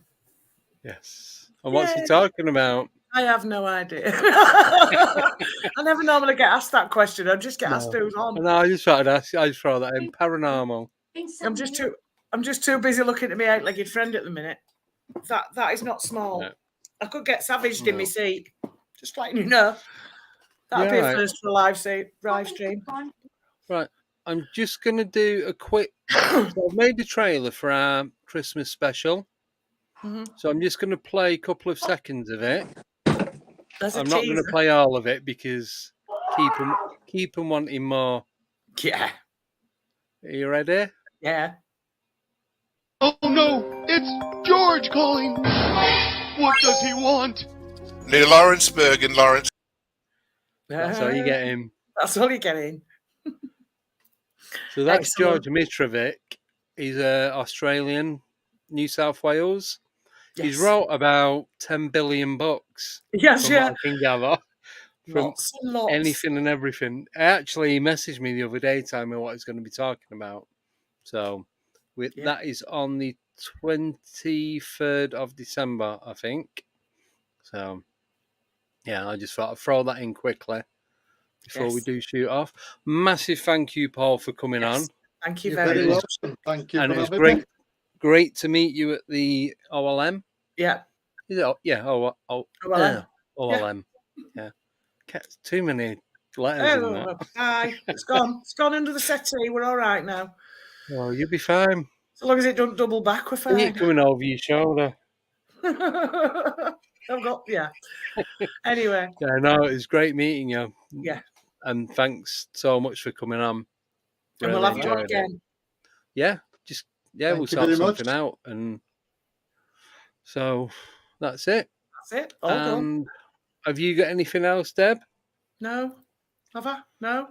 No? Oh, apart from me and Andy will see each other on Sunday Yes. for the If I filming don't for run out of Amazon fuel. Prime. Lovely. Oh, yeah. Scary. Excited and scared at the same time. Yeah, we'll be right. But it'll be okay. And what is it next Friday?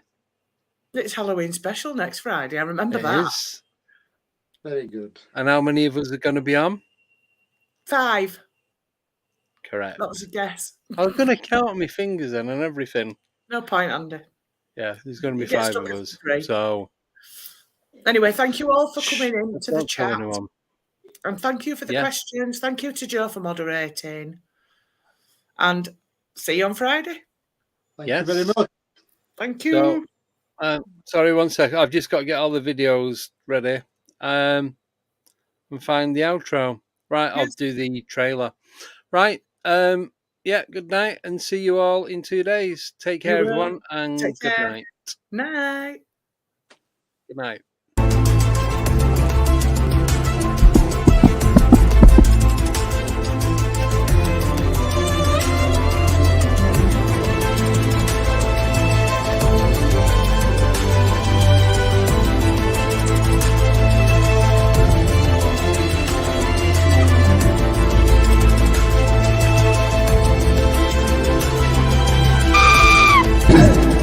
Ha ha ha ha.